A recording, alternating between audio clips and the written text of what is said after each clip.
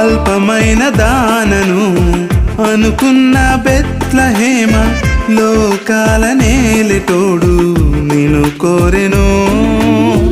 అల్పమైన దానను అనుకున్న బెత్లహేమ లోకాల నేలెటోడు నిన్ను కోరెను.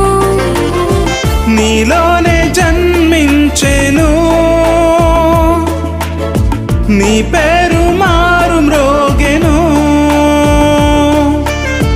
తన ప్రేమను కురిపించెను,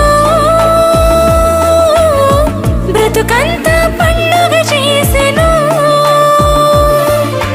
జయం జయం హోసన్నా జయం జయం, శుభం శుభం లోకానికి శుభం శుభం.